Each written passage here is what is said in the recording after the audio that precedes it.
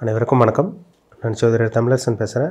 இந்த channel first time பார்க்குறவங்களா இருந்தீங்கன்னா சப்ஸ்கிரைப் பண்ணிக்கோங்க, பெல் பட்டனை கிளிக் பண்ணிக்கோங்க, ஆளுங்கிற ஆப்ஷன் இருக்கும் அதையும் செலக்ட் பண்ணிக்கோங்க. அப்போ தான் நாங்கள் போடுற வீடியோஸ் எல்லாமே உங்களுக்கு நோட்டிஃபிகேஷன் வரும். இன்றைக்கி நம்ம இந்த வீடியோவில் எதை பற்றி பார்க்க போகிறோன்னா நட்சத்திர பலன்கள் பற்றி தான் நம்ம பார்க்க போகிறோம். இந்த நட்சத்திர பலன்கள் வரிசையில் அவிட்ட நட்சத்திரம், கும்பராசி அவிட்ட நட்சத்திரத்தை பற்றி நம்ம பார்க்க போகிறோம். பொதுவாகவே கும்பராசிக்காரங்க வந்து பாருங்கள், நிதானமான, கும்பம்னால ஒரு நிதானமான ராசி, நிதானமாக இருப்பாங்க, பொறுமைசாலின்னு சொல்லிடலாம். எந்த ஒரு விஷயமா இருந்தாலும் பொறுமையாக இருந்தால் தான் காரியத்தை சாதிப்பாங்க. அதேமாதிரி வந்து பார்த்திங்கன்னா நிறைய நண்பர்களை சேர்த்து வச்சுருப்பாங்க, சேமிப்பு உடையவர்கள்னு சொல்லலாம். ஏன்னா கும்பம்ங்கிறது பானை, சேமிப்பு உடையவர்கள்னு சொல்லலாம். அதே மாதிரி ரகசிய நடவடிக்கை உள்ளவங்க தான் கும்பராசிக்காரங்க. ஒரு விஷயத்தை வெளியே சொல்ல வேண்டாம், இதை அவங்ககிட்ட சொல்ல வேண்டாம், இதை இவங்ககிட்ட சொல்ல வேண்டாம்னு சொன்னால் அந்த ரகசியத்தை காக்கிறவங்க தான் கும்பராசிக்காரங்க. நிறைய நண்பர்கள் சேர்த்து வச்சுருப்பாங்க, உதவி செய்கிற மனப்பான்மை உங்கள்கிட்ட அதிகமாக இருக்கும். சரிங்களா? நிதானமான ராசி, பொறுமையான ராசி, நிதானமானவர்கள் தான் கும்பராசிக்காரங்க. அதில் அவிட்ட நட்சத்திரம் வருது, அதாவது சனியோட வீட்டில் செவ்வாயோட நட்சத்திரம். இது வந்து உடைப்பட்ட நட்சத்திரம்னு சொல்லுவாங்க. அவிட்ட நட்சத்திரம் 1ஆம் பாதம் 2ஆம் பாதம் மகர ராசிக்கு போயிடும். 3 மற்றும் 4ஆம் பாதம் வந்து கும்பராசிக்கு வந்துடும். செவ்வாய்ங்கிறது ஒரு வேகமான கிரகம், போர் கிரகம், நெருப்பு கிரகம். அப்போ கும்பராசியில் பிறந்தவங்க இந்த அவிட்ட நட்சத்திரக்காரங்க வந்து பார்த்திங்கன்னா பொறுமைசாலியாக இருப்பாங்க, நிதானமானவங்க இருந்தால் கூட ஒரு சில விஷயங்கள்லாம் படபடன்னு சில விஷயங்கள்லாம் முன் யோசனையெல்லாம் சில விஷயங்களை செஞ்சு மாட்டிக்குவாங்க, அதுக்கப்புறம் ஃபீல் பண்ணுவாங்க. ஏன்னா அவிட்டங்கிறது ஒரு நெருப்பு நட்சத்திரம், ஒரு செவ்வாயோட நட்சத்திரம். அப்போ செவ்வாய்ங்கிற அந்த கோபம், ஆக்ரோஷம், பிடிவாதம், ஆணவம், வைராக்கியம், இது எல்லாமே இந்த நட்சத்திரக்காரங்களுக்கு நிச்சயமாக இருக்கும். தேவையில்லாத விஷயங்கள்லாம் கோவப்படுவாங்க, டக்கு டக்குன்னு கோவப்படுவாங்க, அப்புறம் நினச்சி வருத்தப்படுவாங்க. அந்த மாதிரி ஒரு நட்சத்திரம் தாங்க இந்த அவிட்ட நட்சத்திரம். சரிங்களா? உடம்பு கட்டுமஸ்தான உடம்பு வச்சுருக்கவங்களாம் பாருங்கள் இந்த அவிட்ட நட்சத்திரக்காரங்களாக இருப்பாங்க. அதேமாதிரி வந்து பார்த்திங்கன்னா பிடிவாதக்காரங்களாக இருப்பாங்க, வைராகியம் மிக்கவங்களாக இருப்பாங்க. அதே மாதிரி நிறைய பேருக்கு உதவி செய்கிறவங்களாம் இருப்பாங்க, ஸ்ட்ரெயிட் ஃபார்வர்டாக இருப்பாங்க. கோவம் வந்து டக்கு டக்குன்னு கோவப்பட்டால் கேள்வி கேட்டுருவாங்க, அடுத்தவங்கள்ட்ட எடுத்தறிஞ்சு பேசுகிறது எல்லாமே இந்த அவிட்ட நட்சத்திரக்காரங்க தான். சரிங்களா? அதுக்கப்புறம் ஃபீல் பண்ணுவாங்க, ஏன்டா பேசணும், ஏன் இப்படி நம்ம நடந்துக்கிட்டோம். அந்த மாதிரி அந்த குணத்தை கண்டிப்பாக இந்த நட்சத்திரக்காரங்களுக்கு கண்டிப்பாக அந்த குணத்தை கொடுத்துரும். அவிட்டம்ங்கிறது செவ்வாயோட நட்சத்திரம். இந்த ஹெல்த்தில் கரெக்டாக இருப்பாங்க, டயட்டை ஃபாலோ பண்ணுவாங்க, அடிக்கடி ஜிம்முக்கு போகிறது, இந்த ஸ்போர்ட்ஸ் ஆக்டிவிட்டீஸில் ஈடுபடுறது, அடிக்கடி இந்த ஆண்களாக இருந்தால் அந்த கிரிக்கெட் விளையாடுறது, அந்த பேஸ்கெட் பால், வாலிபால் விளையாடுறது, இந்த மாதிரி விஷயங்கள்லாம் இருக்கும். பெண்களாக இருந்தால் அந்த ஜிம்முக்கு போகிறது, உடம்பு கட்டுமஸ்தாக வச்சுக்கிறது, இதெல்லாமே அவங்களுக்கும் பொருந்துன்னு சொல்லலாம். சரிங்களா? ஒரு வைராகியம் மிக்கவங்களாக இருப்பாங்க. ஒரு வேலைக்கு போகிறவங்க பெண்கள்லாம் பாருங்கள் இந்த அவிட்ட நட்சத்திரக்காரங்களாக தான் இருப்பாங்க. நிர்வாகத் திறமையில் இருக்கவங்க, ஒரு ஹெச்ஆர் போஸ்ட்டு, ஒரு சீனியர் போஸ்ட்டு, ஒரு சூப்பர்வைசர், மேனேஜர் போஸ்ட்டில் ஆணாக இருந்தாலும் சரி, பெண்ணாக இருந்தாலும் சரி, கண்டிப்பாக இந்த அவிட்ட நட்சத்திரக்காரங்களாக தான் இருப்பாங்க. ஒரு 10 பேர் 20 பேரை வச்சு மெயின்டைன் பண்ணுறவங்களாம் இருப்பாங்க கண்டிப்பாக. ஏன்னா ஸ்ட்ரிக்டானவங்க அவங்க. அவிட்டம்ங்கிறது ஒரு ஸ்ட்ரிக்டான ஒரு அமைப்பு. அது கும்பராசிக்காரங்க நிதானமும் உங்களுக்கு இருக்கும், பொறுமையும் இருக்கும், பிடிவாத குணமும் இருக்கும், கோப குணமும் இவங்ககிட்ட கலந்து இருக்கும். இந்த நட்சத்திரம் இந்த ராசிக்காரங்களுக்கு கண்டிப்பாக பொருந்தும். சரிங்களா? நான் சொன்னதெல்லாம் கண்டிப்பாக இருக்கும் உங்களுக்கு. அதில் வந்து பிறக்கும் போதே உங்களுக்கு செவ்வாய் தசை தாங்க. பிறக்கும் போது அவிட்ட நட்சத்திரக்காரங்க பிறக்கும் போதே செவ்வாய் தசையில் பிறக்கிறாங்க. 3ஆம் பாதத்தில் பிறந்தவங்க, 4ஆம் பாதத்தில் பிறந்தவங்களுக்கு அப்படியே பாதம் பிறந்தவங்களுக்கு உங்களுக்கு தசாபுத்தி கொஞ்சம் கூடுதல் குறைவாக இருக்கும். இப்போ நீங்கள் 3ஆம் பாதத்தில் பிறந்தீங்கன்னா செவ்வாய் தசை வந்து பார்த்திங்கன்னா உங்களுக்கு கிட்டத்தட்ட வந்து பார்த்திங்கன்னா உங்களுக்கு 3.5 வருஷம் வருங்க உங்களுக்கு. சரிங்களா?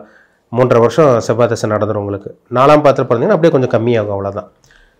செவ்வாய் தசை உங்களுக்கு சின்ன வயசுல முடிஞ்சதுக்கப்புறம் இரண்டாவதாக வரக்கூடிய ராகு திசை ரொம்ப முக்கியமான திசை. அதுதான் இப்போ 3.5 வயசுக்கு மேலே வரக்கூடிய ராகு திசை கிட்டத்தட்ட வந்து பார்த்திங்கன்னா உங்களுக்கு 18 வருஷம் திசை நடத்துவார் ராகு. 21, 22 வயசு வரைக்கும் உங்களுக்கு ராகு திசை தாங்க உங்களுக்கு. சரிங்களா? 21, 22 வயசு உங்களுக்கு ராகு திசை நடக்கும் கண்டிப்பாக. ஏன்னா ராகுங்கிறது ஒரு முக்கியமான ஒரு கிரகம், இருட்டான கிரகம், பிரம்மாண்டத்துக்கு உண்டான கிரகம் ராகு தான். சரிங்களா? அப்போ ராகு நல்ல இடத்துல இருந்தால் நல்லது பண்ணுவார், கெட்ட இடத்துல இருந்தால் கெடுதலான விஷயங்கள் தான் ஜாதகருக்கு கொடுப்பாருங்கிறதுல டவுட்டே கிடையாது. அப்போ வந்து பார்த்திங்கன்னா அந்த 3.5 வயசுக்கு மேலே வரக்கூடிய ராகு திசை கிட்டத்தட்ட உங்களுக்கு நான் முன்னாடி சொன்ன மாதிரி உங்களுக்கு 3 வருஷங்கள்ல கிட்டத்தட்ட உங்களுக்கு 18 வருஷம் உங்களுக்கு ராகு திசை நடக்கும். 18 வருஷம் முக்கியமான திசை. 3, 6, 10, 11ஆம் இடத்துல ராகு இருந்தால் யோகம் செய்கிற ராகுவும் உங்களுக்கு அமையும். சரிங்களா? சின்ன வயசில் நிறைய பேர் ராகு திசையில் கெட்டு போயிடுறாங்க.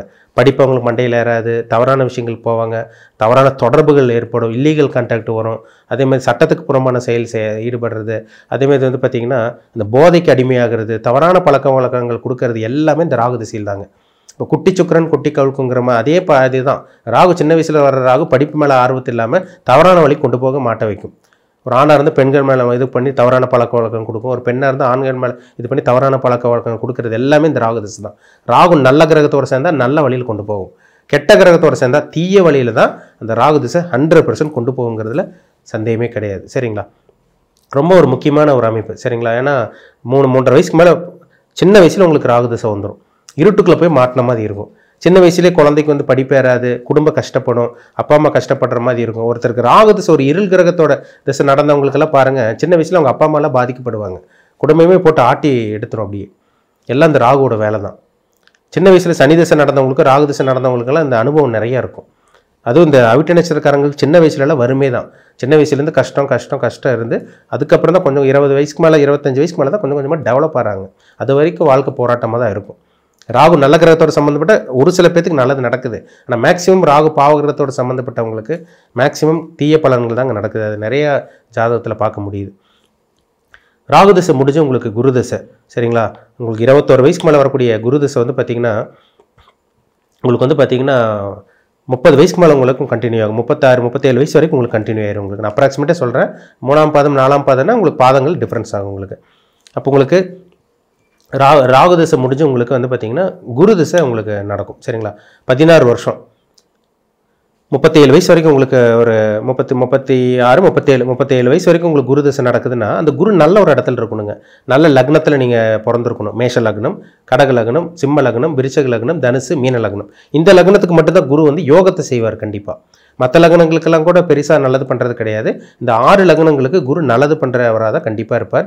ஆனால் சனியோட காம்பினேஷனில் குரு வரக்கூடாது.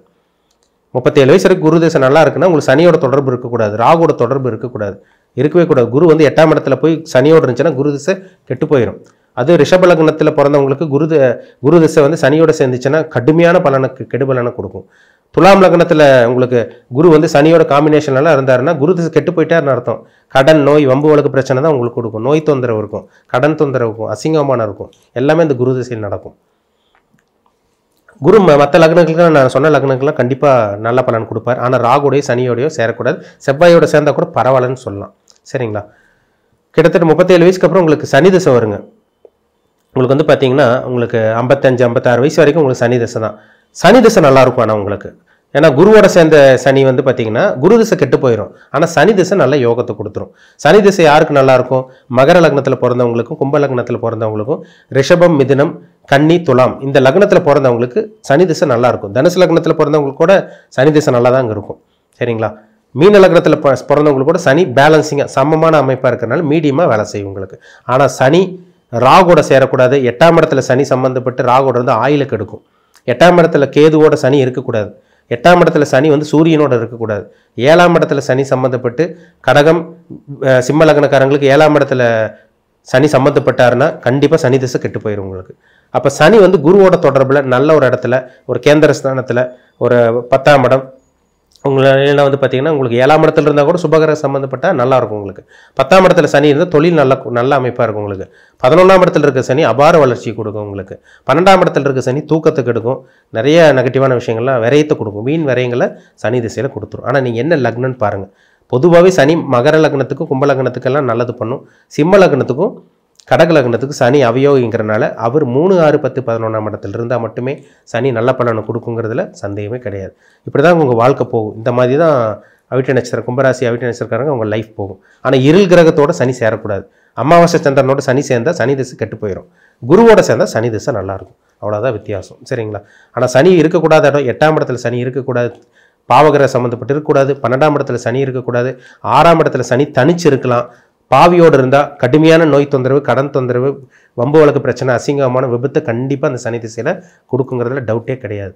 உங்கள் பிறப்பு ஜாதகத்தில் நீங்கள் என்ன லக்னத்தில் பிறந்திருக்கீங்க, நீங்கள் என்ன ராசி வந்து தெரிஞ்சிருச்சு, கும்பராசி அவிட்டம் தெரிஞ்சிருச்சு, என்ன லக்னத்தில் பிறந்திருக்கீங்கன்னு பாருங்கள். லக்னங்கிறது உயிர், ராசிங்கிறது உடல்.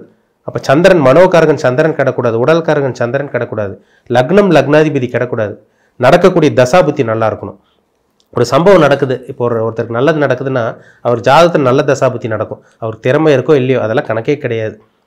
திறமை இருக்கிறவங்கள ஜெயிக்கிறது கிடையாதுங்க. திறமை இல்லாதவங்கள தோற்று போகிறதும் கிடையாது. ஜாதகத்தில் நல்ல தசாபுத்தி நடந்தால் அடுத்த கட்டத்துக்கு கொண்டு போயிடும். ஜாதகத்தில் கெட்ட தசாபுத்தி நடந்துச்சுன்னா அவங்களுக்கு கெட்ட விஷயங்கள் தான் நடக்கும். அவங்க எவ்வளோதான் திறமை இருந்து அறிவு இருந்தாலும் டேலண்ட் இதை வச்சுருந்தாலும் அவங்களுக்கு நெகட்டிவான விஷயங்கள் நடக்குங்கிறதுல சந்தேகமே கிடையாது. ஒரு நல்ல விஷயம் நடக்குதுன்னா ஜாதகத்தில் கிரகங்கள் சாதகமாக இருக்கும். அவங்களுக்கு கெட்ட கிரகங்களோட தசாபுத்தி நடந்தால் கண்டிப்பாக உங்களுக்கு தீய பலன்கள் கொடுமையான பலன்கள் நடக்குங்கிறதுல டவுட்டே கிடையாது. சரிங்களா? அப்போ உங்கள் வயசு என்ன நட்சத்திர பாதம், உங்கள் ஏஜ் என்ன நேரம் எப்படி போயிட்டுருக்கு, சாதகமாக பாதகமாக எல்லாமே உங்கள் பிறப்பு ஜாதகம், தனிப்பட்ட ஜாதகம் பார்த்து தெரிஞ்சுக்கிறது உங்களுக்கு ரொம்ப ரொம்ப நல்லது. அப்போ தான் உங்களுக்கே ஒரு ஐடியா கிடைக்கும். நல்ல நேரம் போயிட்டு இருந்தால் பிரச்சனை கிடையாது. கெட்ட நேரம் இருக்கும்போது நீங்கள் என்ன பண்ணலாம், என்ன பண்ணக்கூடாது, எதில் ஃபோக்கஸ் பண்ணணும், எது அவாய்ட் பண்ணணும், தெளிவாக தெரிஞ்சுக்க முடியும் உங்களால். சரிங்களா? மீண்டும் அடுத்த பதிவில் சந்திக்கும் வரை உங்களிடமிருந்து விடைபெறுவது உங்கள் ஜோதிடர் தமிழரசன். இந்த சேனல் பிடிச்சிருந்தால் உங்கள் நண்பருக்கு உறவினருக்கு ஷேர் பண்ணுங்கள், லைக் பண்ணுங்கள், சப்ஸ்கிரைப் பண்ணுங்கள். பெல் பட்டனை கிளிக் பண்ணிக்கோங்க. ஆளுங்கிற ஆப்ஷன் இருக்கும், அதையும் செலக்ட் பண்ணிக்கோங்க. அப்போ தான் நாங்கள் போடுற பதிவுகள் எல்லாமே உங்களை வந்து சேரும். நன்றி, வணக்கம்.